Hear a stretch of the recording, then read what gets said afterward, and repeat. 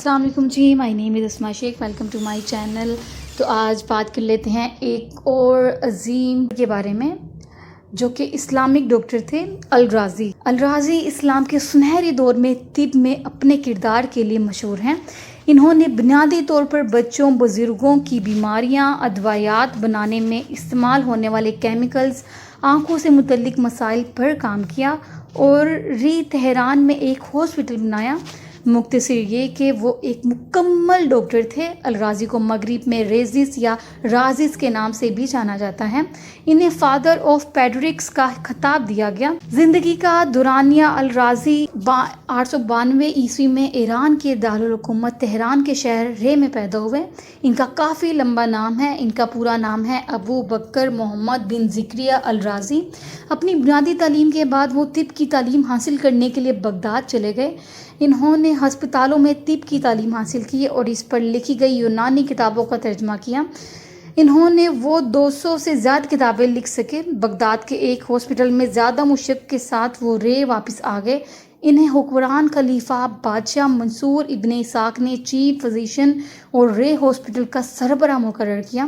الرازی نے دنیا کے مختلف حصوں کے طلباء کو طب کی تعلیم دی، اس لیے وہ انہیں شیخ کے نام سے پکارتے تھے، جس کا مطلب ہے کہ ایک شریف آدمی۔ وہ اپنے مریضوں کے ساتھ بہت مہربان تھے اور ان کا مفت علاج بھی کیا کرتے تھے۔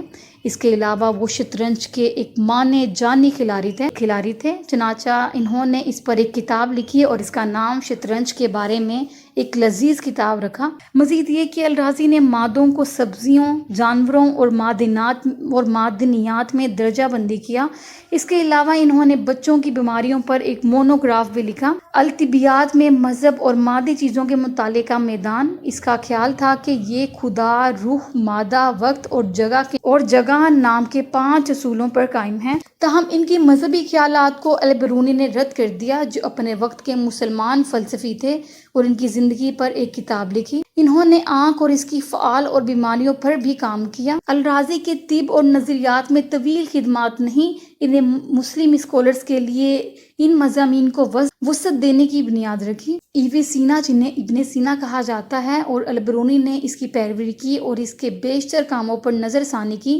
ان کی بہت سی دریافتوں میں سے ایک کیمیکل دوسرے سے الگ کرنے کے لیے کیمیائی آلات، جلد کے استعمال کے لیے کریمیں، بوتلیں اور لیبارٹریوں میں استعمال کرنے والے فلیکسز بھی شامل ہیں۔ الرازی کی مخلصانہ کام کا صلہ مسلمانوں اور مغربی علماء میں یکساں شہرت کی صورت میں ملا۔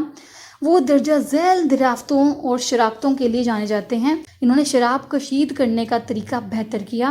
الرازی وہ پہلا شخص تھا جس نے سب سے پہلے افیم پر عمل کیا، مریضوں کو بے ہوشی کے طور پر دیا، جس پر سرجری کی گئی۔ اس نے کیمیا پر ایک کتاب لکھی جس کا نام الاسرار یعنی کہ راز ہے، جس میں معدنیات، جانوروں، پودوں سے طبی مقاصد میں استعمال ہونے والے کیمیکلز کی نشاندہی کی گئی ہے۔ اس کے علاوہ انہوں نے کیمسٹری میں استعمال ہونے والے مختلف آلات اور ان کا استعمال کا طریقہ بتایا۔ کہا جاتا ہے اس نے اسمال پوکس جیسی وائرل بیماریوں پر بھی کتاب لکھی۔ اسمال پوکس ایک ایسی بیماری ہے جو بخار کے ساتھ آتی ہے اور چہرے پر خارش کا باعث بنتی ہے۔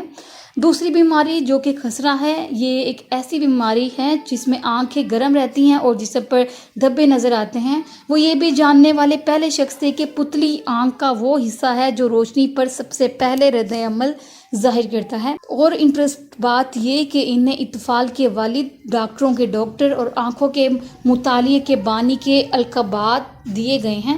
حکمران خلیفہ نے انہیں چیف فزیشین اور رے ہاسپٹل کا سربراہ بنا دیا۔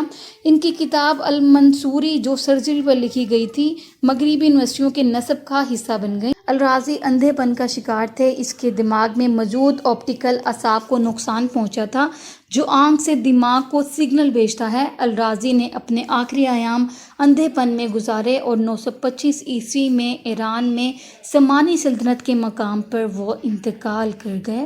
جی تو یہ تھے الرازی کے بارے میں ایک چھوٹی سی انفارمیشن۔ امید کرتی ہوں ویڈیو اچھی لگی ہوگی۔ ویڈیو اچھی لگی ہو تو چینل کو سبسکرائب اور ویڈیوز کو لائک کر دیجیے گا۔ تب تک کے لیے اللہ حافظ۔